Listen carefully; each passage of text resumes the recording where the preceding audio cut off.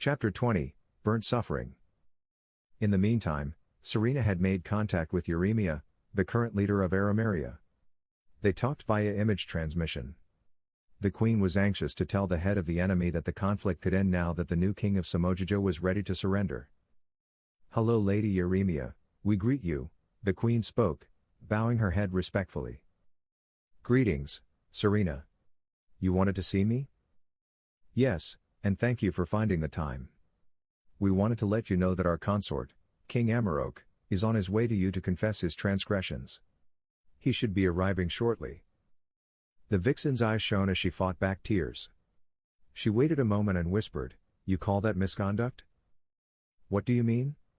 the monarch asked without understanding. Then Eurymeia raised her voice, now speaking loudly, "These are supposed to be transgressions? He killed my father 6 years ago and is responsible for the death of my brother." Chenerah stammered, "Eurymeia, we are sorry." But the leader didn't want to hear an apology and shook her head, "Don't be sorry. He has them on his conscience, not you. I forgave him for my father's death some time ago. When I found out what he had done, that Amarok had lost his friend because of him, I could at least understand it a little. But that he incited a fox to an attack in which my brother was killed, I will never forgive him." The Wolf Queen nodded and said that she could understand the vixen's hatred for her husband. However, this left the addressed cold. "I don't care if you can understand it. They are dead. What do you want from me? What does Amarok want here? Are you going to beg for mercy? We promise you to withdraw our troops from Arimaria, to let the war end, if you do not execute Amarok in return," the she-wolf now offered, looking very confident. She knew that the Samoidans would crush the foxes, which was only a matter of time. Eurymeia also knew that a quick end to the war was important for the continuation of the people she now led.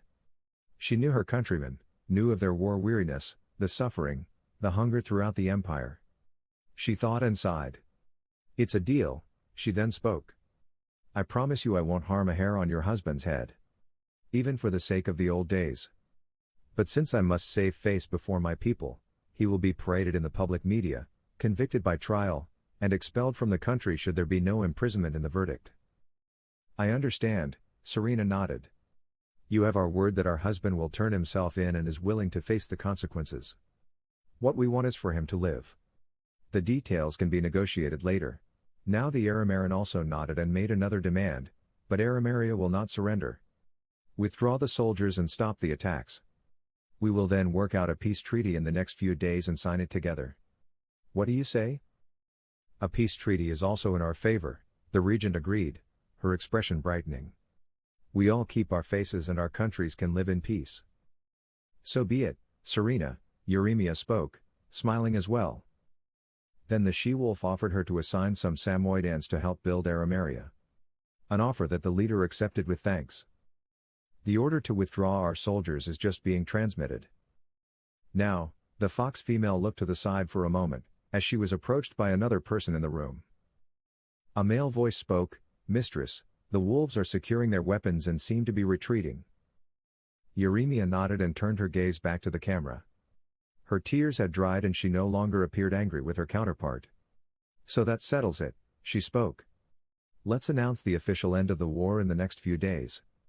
By then, we should know what to do with Amarok, too." Chenerah was visibly relieved. The wolves could have beaten the Arimarans, but it would have been a long way until that day, because the foxes turned out to be very resistant. So now, much death and suffering were to be spared on both sides. The war was now over and soon even the last fighters should have noticed this. Amarok would be punished, but would be allowed to live on and see his future child grow up. "We will send you food, clothing and reconstruction aid by ship, Lady Eurymeia," the monarch promised. "I thank you, Chenerah. May our nations finally find peace again, after all the years of hardship and pain. Tell me, what about the people of Alsatia? I understand they have turned against you. Have you heard anything about how the country is doing?" "Well," the queen began, "our informant said that the Alsatians infiltrated the Agamemnon and routed the Gajans. They were all killed yesterday and the dogs were able to protect their empire." "And our ship?" "Got destroyed in the process, unfortunately." The leader sighed. but then said that this was now also collateral damage that needed to be forgiven. The wolves may have stolen the spaceship, but this was understandable and no reason for further hatred. I am glad that the humans are no longer in charge here. We will now have them counted and monitored so they can never form again, she then spoke, wanting to know how the Samoyedans would take to the aliens. Without thinking much, the she-wolf informed, we don't want them in our country. If you want to take them, do so. As for us, we do not forgive them for what they did out of greed and anger. On the one hand, they wanted to take revenge on Amarok because their president was killed. But on the other hand, they wanted to steal our mineral resources, and by now they have plundered enough and taken them to Gaja. Enough. If you want, we will gladly help you deport them to your country.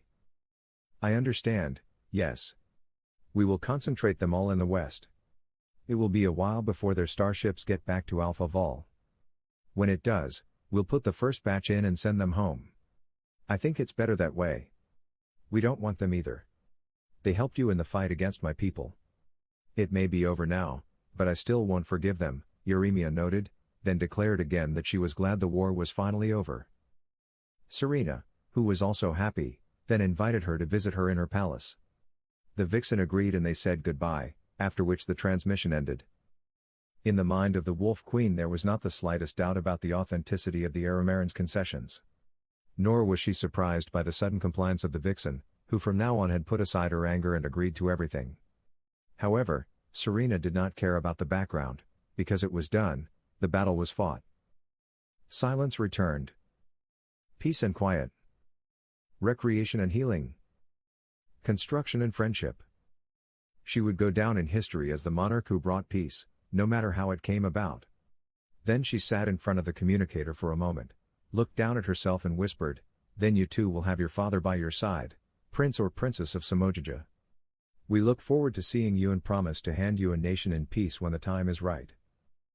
Eurymia, meanwhile, after the conversation, turned to another participant who had gone unnoticed by the she-wolf, the leader of Alsatiania. Her face was now visible in the transmission. You heard it, leader dog, Eurymia spoke and her counterpart nodded, man is beaten, defeated. Thus we have also saved you, not only us.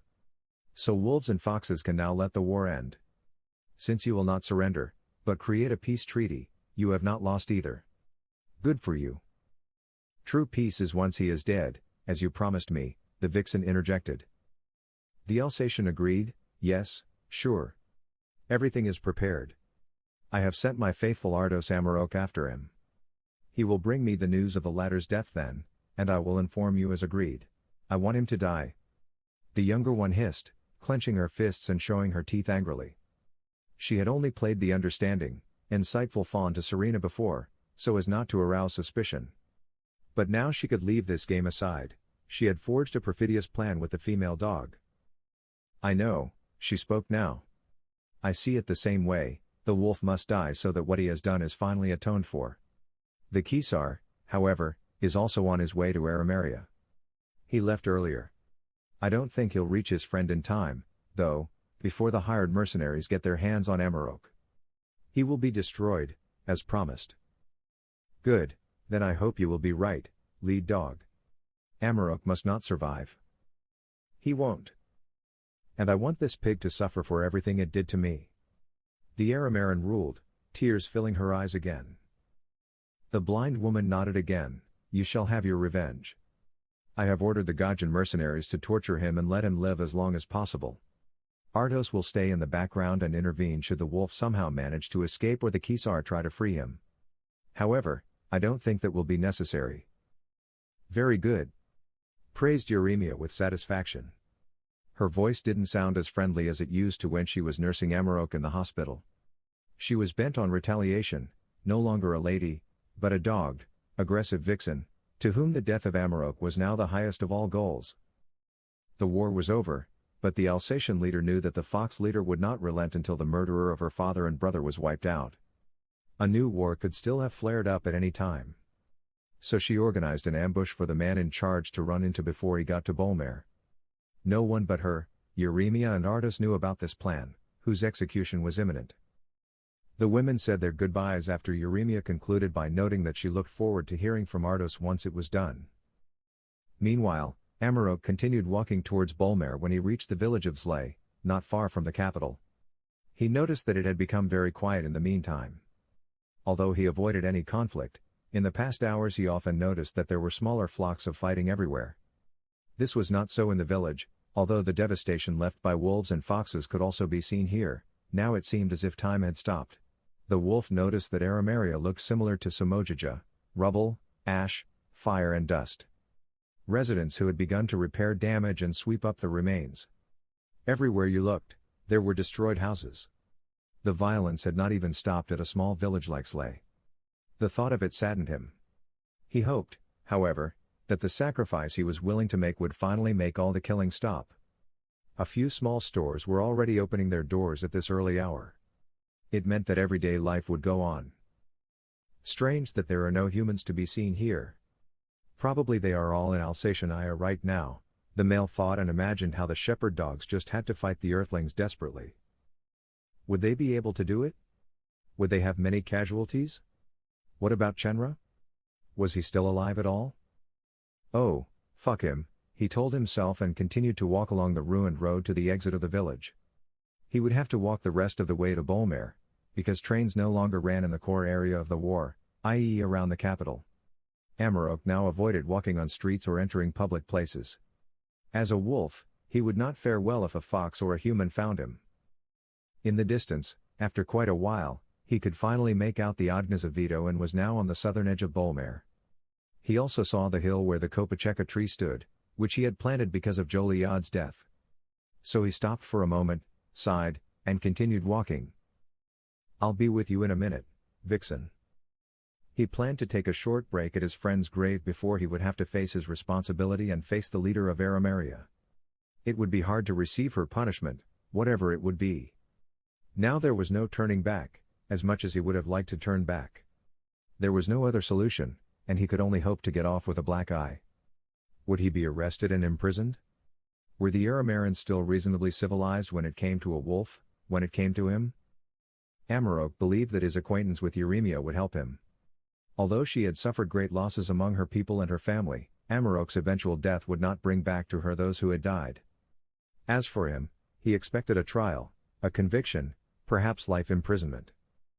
"At least I won't have to participate in this war anymore. You will surely help the dogs and then you can all tear off the heads of the Gajans together," he said to himself. When he arrived at his tree, he smiled and took a look at the capital, behind which the sun was just setting. Since the war claimed Bolmare's great buildings as its victims very early on, there was no skyline to be seen of the once magnificent, progressive city. The male had to admit to himself, while he became sad again at the sight of it, that his compatriots had by no means behaved in a civilized and reasonable manner. He remembered the first scenes of the war. About how Chenerah ran with him from the great tower, everywhere wolves and foxes hit each other, shot and murdered each other. Even children and women were hit by the full force of the unbridled violence. The wolf turned back to the tree and looked up at its crown. 6 years, Joliad, he spoke softly, noticing how lush the tree's crown was. A gentle kiss on the bark followed and the male wolf conversed with his Joliad, whose soul he was sure must be in that tree. "It's almost time, Vixen. I've messed up. Made a really big mess. It all got out of hand because I was too proud. I was full of hate for the foxes because they killed my family. Now I don't feel anything at all, except a certain fear. I'm in the process of trying to straighten it all out. But I don't know how it will turn out. I have separated from Chenerah." He paused his speaking, for his voice had begun to quiver at the last sentence. Since he did not know whether he could ever come back here again, he wanted to say goodbye to his beloved fox now, to tell him everything that moved him. And that hurt a lot. "He screwed all of us, Joliad," he cried now. "He let us do what we did, played with us as if we were worthless creatures. Time and time again he proved that you and I meant nothing to him at all, but were only there for his fun. He is a vile, cruel dog, no man. I hope that one day I will see you again. In heaven, or wherever you are now.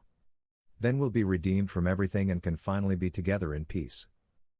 Finally, the young wolf added, "I love you, Joliad," and patted the tree one last time before picking up his backpack and moving on. His intention was harshly interrupted, however, when suddenly a couple of Gajans stood behind him.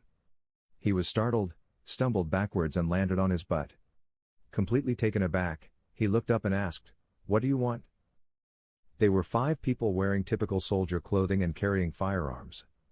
They looked dirty and worn out. One of them was smoking a fat cigar, another was taking a drag on a cigarette.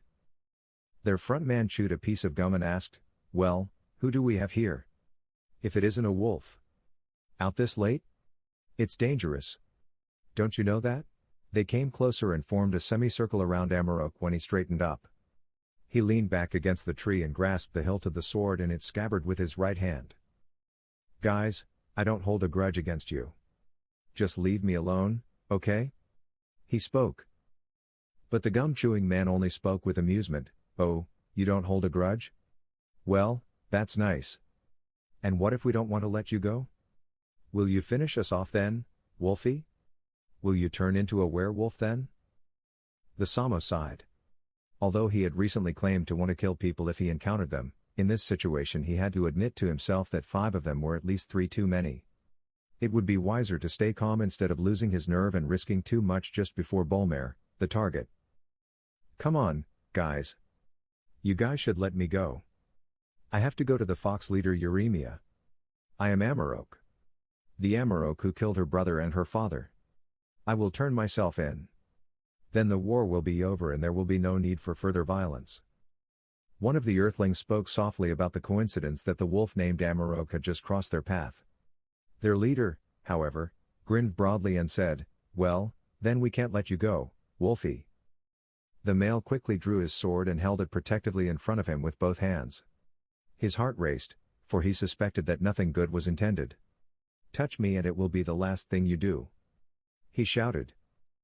At the same moment, the Gaijins drew their weapons and pointed them at him, and the sound of unlocking could be heard several times. Thus, 5 humans and 1 anthro now faced each other. Tense, neither side took their eyes off the other and no one moved. They all breathed quickly and loudly when one of the soldiers told the male to drop the toothpick and nothing would happen to him. "I'm not even thinking about it," exclaimed Amarok, pulling his chaps up. All his muscles were tense, and he knew that there could be only one way out of this situation: to flee forward. Even if it cost his life, he couldn't give up, couldn't let himself be killed without proper resistance. "Let me go, or you'll meet this toothpick," he hissed, realizing that the men were rather less impressed. Suddenly, a shot from a gun went off and hit the Samoyeden in the left leg, causing him to howl and collapse. His blood splattered into the face of the Gaijin soldier standing closest to him. The bullet that hit him had not come from the front, but from the side. The wolf could still keep on his feet, but did not realize that more people must be present. Driven by pain, he reflexively lunged with his sword and lashed out with it, slitting the throat of the one who had been chewing gum and causing him to gasp with widened eyes. Now unrest arose, people screamed, but did not continue shooting, but let their comrade die lying on the ground.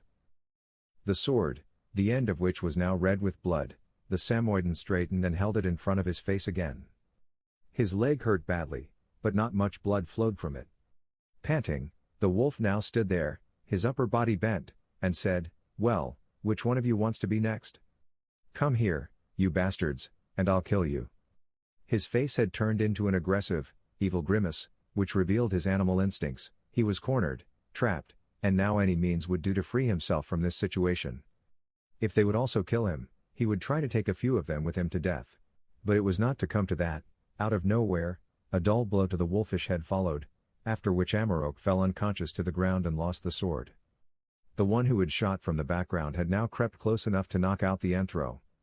This was another reason why his kind did not fire, even though their mate had been struck down and killed by the blade. What Amarok could not know, the people were the mercenaries who had been hired by Alsatiani as leader to torture and kill him. This was the second reason why they did not all fire. The male wolf should not die a quick death. "Man, that sucks," a Gaijin commented. "Now he's taking a nap and we have to wait for him to wake up. That stupid bastard killed McAllister." The one who had knocked Amarok down now spat on his fur and said that this was probably part of the job and that one would just be paid for the risk. "Besides, the individual's share is bigger," he laughed, and then ordered his men to tie the dirty bastard to the tree. Meanwhile, Gajaze was on his way to his friend. He knew where to find him, because he knew the place where Joliot was buried. He had sat down in one of the few fast trains still running and looked out of the window. The sun had set and outside it was black as night. No light was burning. Here, where only a few Aramarans lived anyway, there had been no energy for lighting for a very long time. If there hadn't been a few stars in the sky, you would have thought you were driving through an unlit, long tunnel. The dog looked around. The compartment was not particularly full and the anthros sitting here were silent. The soft whirring of the train's magnetic coils could be heard. From time to time, the light flickered, which was currently dimmed to save energy. A vixen, she had to be of an older age, sat 3 seats away, rocking a baby carriage back and forth and softly humming a song that immediately sounded familiar to the sheepdog. He looked in her direction and remarked, "That's the song of freedom for all people, isn't it?" "What did you mean?" the lady asked shyly. The dog slowly stood up and sat down right next to the, now wide-eyed, vixen. He added, "The song you are humming. It's called the Song of the Freedom of All Nations, and it's from Gaja. How do you know it?" She seemed a bit overwhelmed, but quietly confessed that she didn't know how she had come up with the melody either. She didn't know the song at all and had only strung a few notes together. This astonished the Alsatian. Just like the fact that further ahead in the compartment, someone suddenly started whistling the same tune. The person could not possibly have heard the previous humming all the way to his seat. Immediately the Kesar went to the passenger, a wolf, and stared at him. "What?" he asked. "You got problems, man?" But the male dog just shook his head, saying in a befuddled manner, "And no, it's all good." But then he heard a soft singing, now again from the very back of the wagon, "Song of freedom of all nations, united, great and strong you shall stand. And the peace of happiness lies in your hearts." He quickly ran to the back and caught sight of another vixen, who continued to sing, ignoring him, "Song of freedom of all peoples, your children, ready to understand, even those as they whimper in pain." As the male dog looked around in irritation, more and more passengers joined in the chanting, adding a new pitch to their voices. "What the hell?" he asked himself. The few people on the train sang louder and louder, more liberated, until it sounded like a small choir. Gajaze looked around and saw their happy faces. The passengers were suddenly all changed, relaxed, euphoric. Some of them got up during the ride and started dancing. The sovereign quietly lowered himself into a seat and asked in a low voice, "What in the world are you doing? Are you drunk?" He addressed this question directly to me.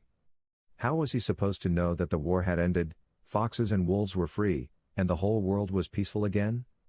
I would have liked to answer this poor, confused dog, but I thought it would be better if I celebrated for myself alone, in view of what still awaited him. The train's loudspeakers were switched on and the typical waltz melody of the Song of the Freedom of the Peoples was heard, while the passengers did not stop quoting the verses and started singing the song from the beginning. Kesar, however, still did not understand the meaning behind it, was clueless and had to watch the passengers reeling with joy while the train continued its journey through the darkness. When Amarok came to, he found that he had been tied to the kopacheka tree with a rope. He was unable to move, but tried to squirm back and forth. However, it remained impossible for him to free himself. The humans had lit a campfire and sat around it.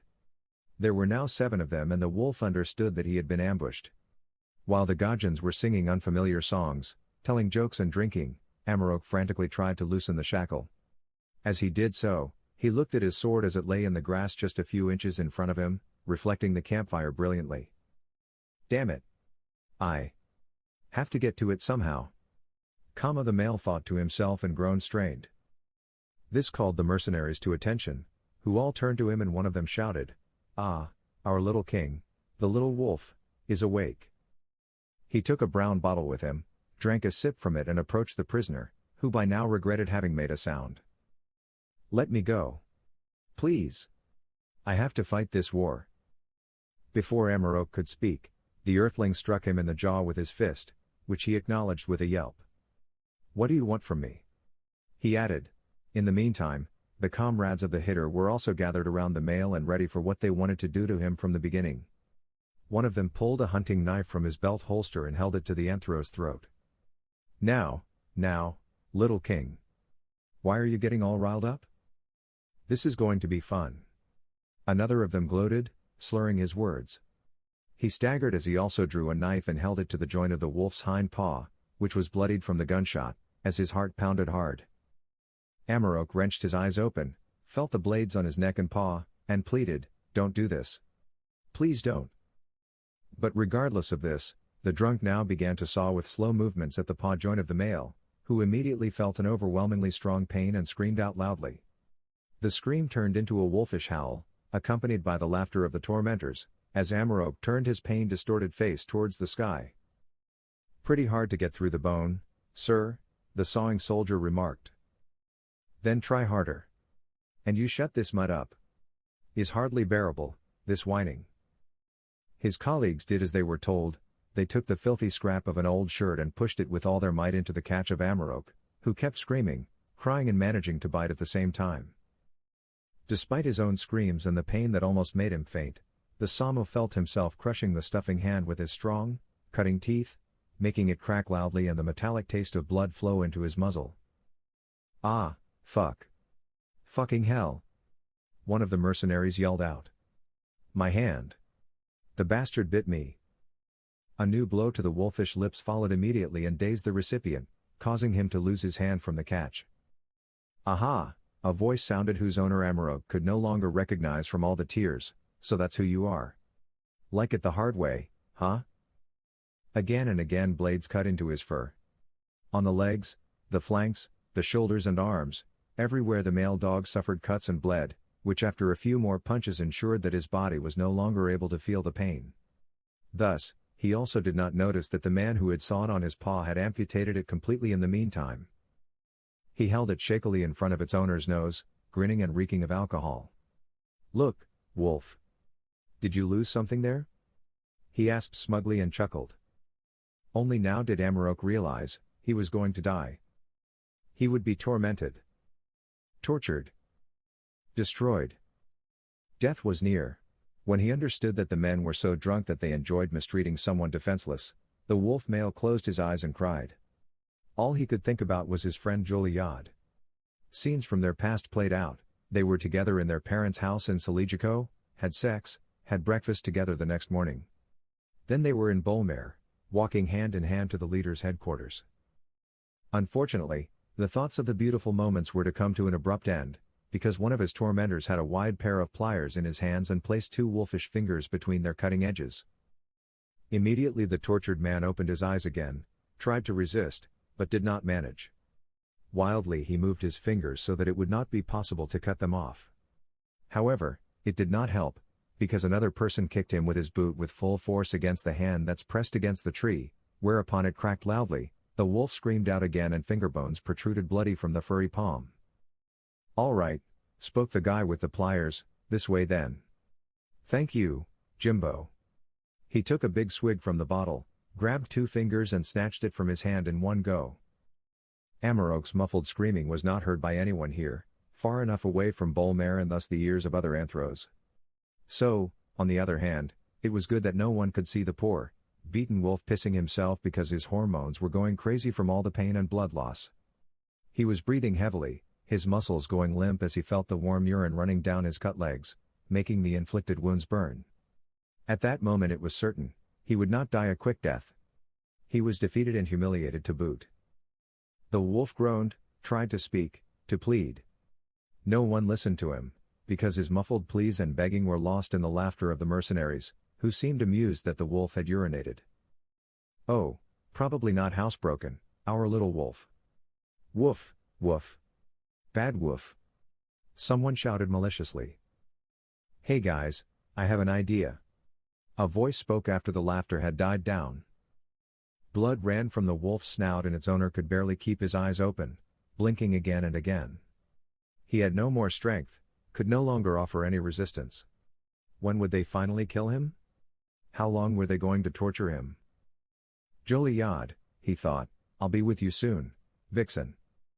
While the earthlings, dressed in camouflage suits, cut away part of the rope in the middle area of the wolf's body, the prisoner felt a cold breeze. Before his eyes, he could suddenly make out the figure of Joliad, looking back sadly and whispering, "Hold on, my darling. Please, hold on. Just a little longer." The Samoyeden smiled dazedly, nodding slightly, as far as his head could move. "I promise, Vixen," he murmured, which was so indistinct that no one could have understood it. The anthro lifted his tear-soaked, blood-stained head. One last time he wanted to be self-confident, strong, brave. Even if he had failed, had not made it to Bolmare, he would not let himself be broken, because he was a Samoyeden, a proud wolf who could endure pain and never give up. He had fought many battles and had never surrendered, no matter what the situation was. "Kill me at last, you bastards," he muttered, but this time the people could understand. "Not yet, little king," someone spoke, and the wolf felt his pants being torn off his body, by several hands at once. He didn't even care about that now. What were they going to do? Make fun of his penis and testicles? How bad could it get? They had cut off his paw and 2 fingers, stabbed him several times, careful not to damage any vital parts. In a moment they would kill him and it would all be over at last. Yep. That would make a cool souvenir. He heard someone say as the worst pain he had ever felt set in shortly after. A scream, shrill as a squeal, drawn out and not at all masculine, escaped his throat as he squinted and tensed his muscles more and more. The rope, despite its strength, cut into his flesh and bones and his arms broke loudly. He could not stop screaming, whimpering, catching his breath and howling again in a pitch that had never been heard from a male wolf before. More and more tears flowed down his face and it took infinitely long seconds until the executioners had accomplished their probably greatest work. They had cut off the wolf's penis together with its furry sheath. Where his manhood had just been, there was now a bloody hole from which the red liquid ran. The rest of the bone, which had originally been in the penis, protruded sawed off and splintered, which elicited astonishment from the tormentors. After all, it was not every day that one could see a wolf penis from the inside. "What kind of sick shit is that?" "That's just the way it is with dogs and wolves, you idiot." "What, for real?" Amarok fell silent, dropped his head forward, went limp. His whole body felt numb and tingled. He thought he was merely stuck in a shell that felt like a dead, wet sack. His body was gone, but when, he wondered mentally, would his spirit find its way to Joliad? When would he have lost enough blood for the spirit to finally detach itself from its edifice of flesh and blood? "Sleep. I just want to sleep," he said to himself over and over again in his mind, so that he no longer noticed the people around him. Their laughter, talk, all that was now no longer important. Although the Samoyeden had believed that they could not torture him worse, with this rape, abuse, torment, they had proven to him how cruel some of them could be. He used to think stories about their world wars, their killings of innocent animals, and the creeping murder of their own planet were horror stories. Now he knew that all of it was reality. "Amarok." "No!" shouted a voice that looked very familiar to the prisoner. "Amarok. Damn you! What have you done to him?" It was Chenerah who had now managed to catch up with his friend. He came out of a bush, breathless and had only seconds to grasp the situation. His wolf now slightly raised his head again and blinked, only to see the shepherd quickly grab his sword and immediately counterattack the mercenaries. They tried to shoot at him, but were either too drunk to aim or the dog's matte black protector bounced the bullets off. The Alsatian was furious, flashing his fangs, and within seconds he struck down 3 of the 7 soldiers, piercing them with his weapon after slicing their necks with skillful, swift movements.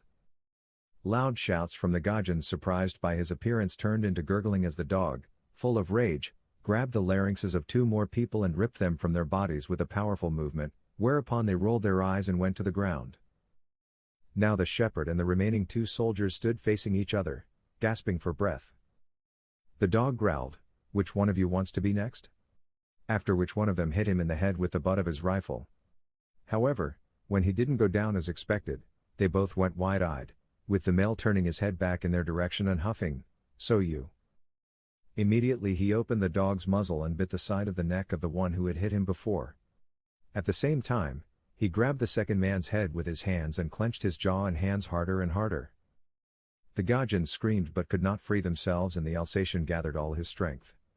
As if out of his mind, he tensed his arms and jaw muscles until a loud crunch sounded and the skull of one earthling cracked, at the same moment that the canine fang tore the neck of the other adversary. These 2 violators also went down, were beaten and did not move. The whole fight lasted only a few minutes, but had robbed the sovereign of much strength, which is why he was panting and a mixture of saliva and blood left his muzzle. Amarok! He shouted again and ran toward the wolf. Stunned, he looked at his friend, examining his battered body from top to bottom. Again and again he patted the Samoyeden's drooping head and was close to tears. This can't be happening. Please don't, Amarok. Please. You can't die.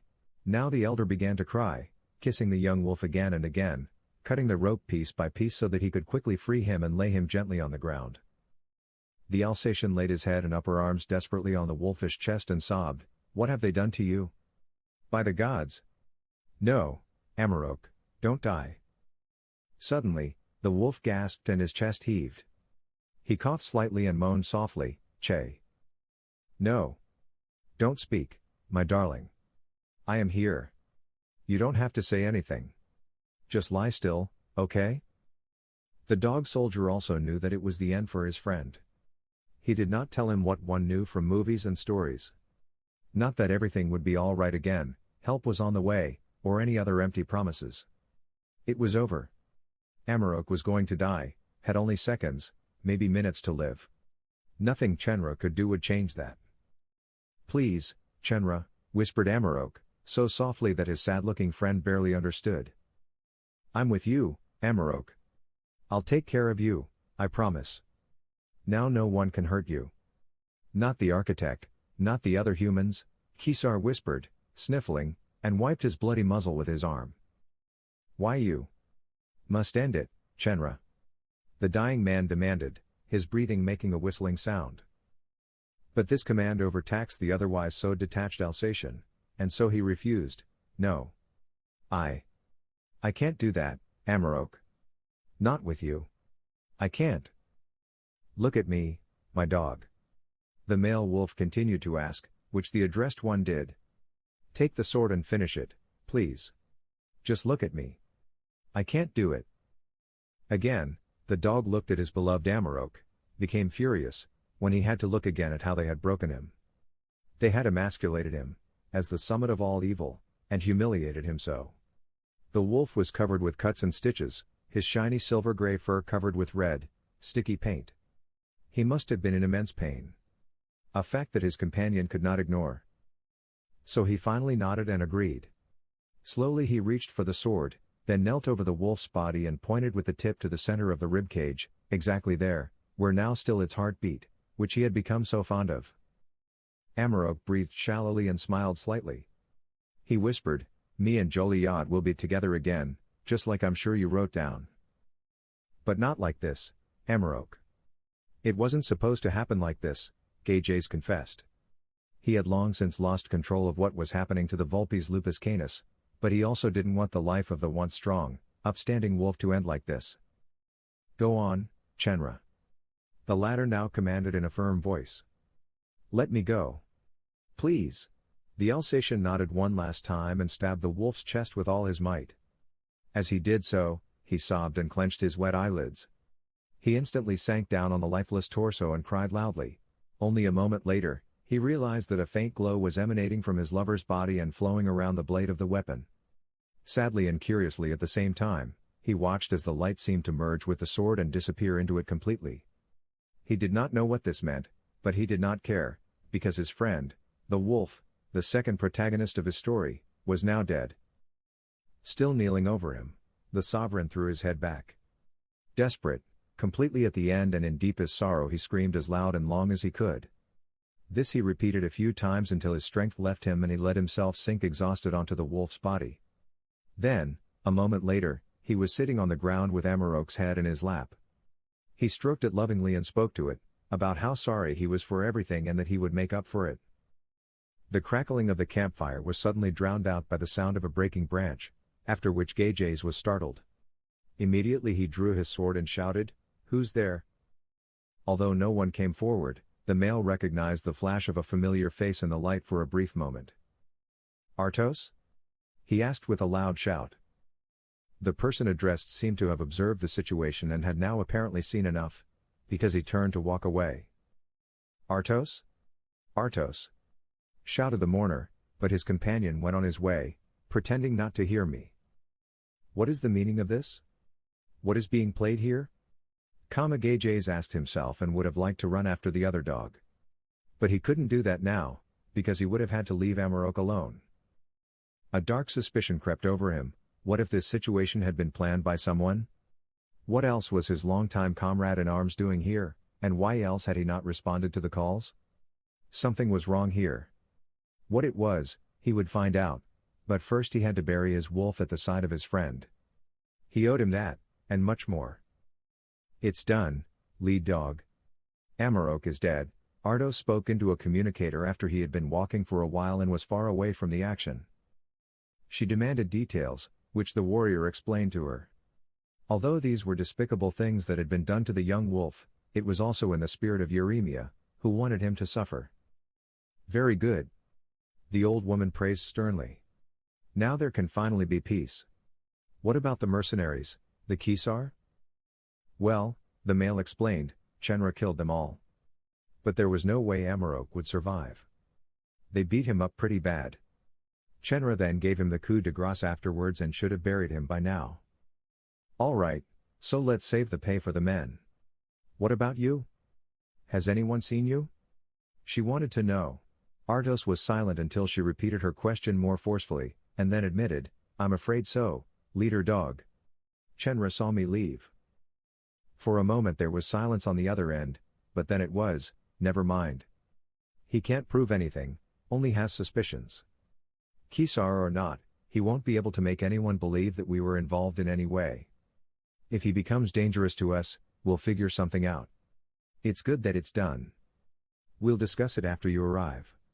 See that you get home by the shortest route. I'll report back to Yeremia. Thank you for your service. The soldier acknowledged, pocketed the device again, and continued walking toward home. The spiritual leader of the sheepdogs did not let any time pass, but immediately contacted her accomplice Yeremia to tell her about Amarok's death. She was pleased and a smile of satisfaction was on her face when the Alsatian explained to her that the leader's killer had suffered for a very long time. She also got to hear the details.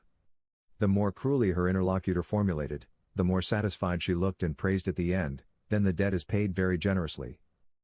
The young vixen's thirst for revenge was satisfied. The hated wolf was destroyed, had suffered badly, as she had wished.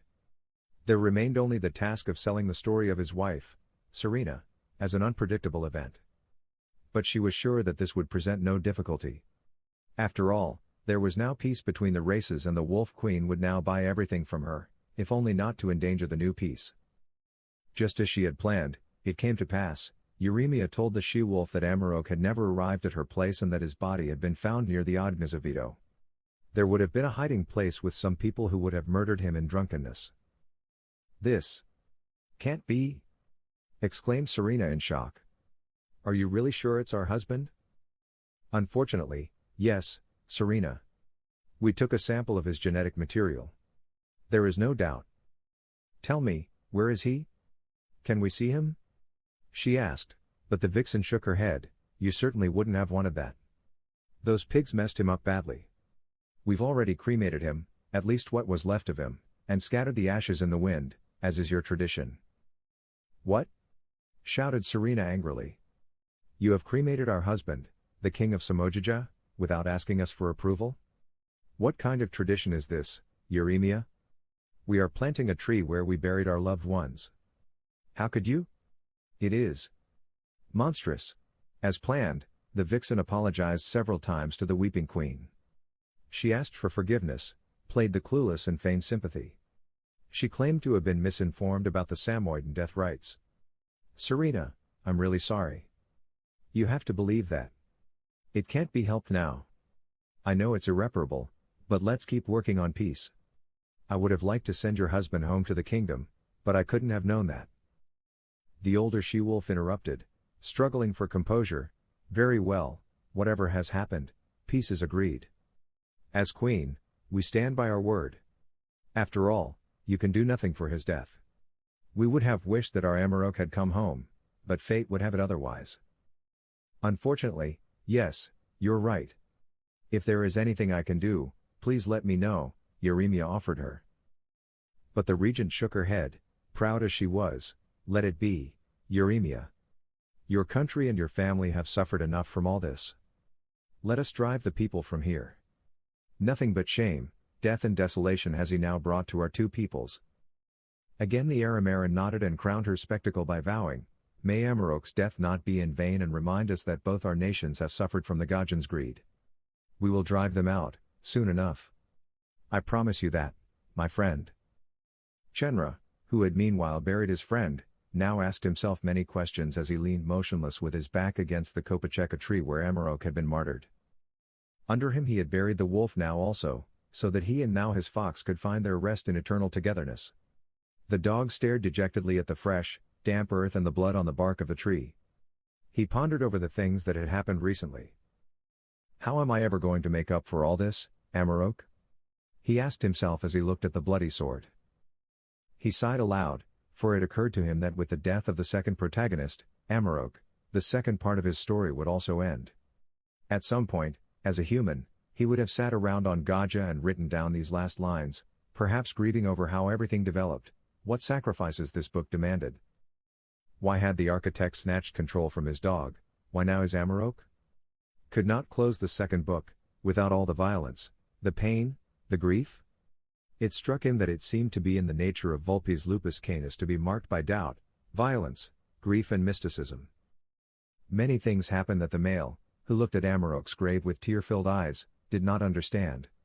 After all, he no longer steered, but was now, like everyone else, a simple figure in this game. Yet it was he who once worked on the story, wrote it, and at some point lost himself in it. Who, if not he, knew best what it was actually about? It was about order. And this order had demanded a new victim, with which, however, the dog could not agree. There had to be a way in which they could all live. A way to the desired order, the peace and the spirit of the Creator. The longer he thought about it, the closer he came mentally to an important realization, until he suddenly recited it to himself, I think I took a wrong turn at some point. I need to go back to the beginning of time, to where the disorder is before the order. He stood up, put the sword back in its scabbard, and spoke confidently, I will find a way to undo it, my two children. I promise you that. Then he placed a tender kiss on the earth, patted the great tree one last time, and repeated, I promise. The dog wiped the tears from his face, sighed resolutely with a serious look and started his journey back towards Alsatiania.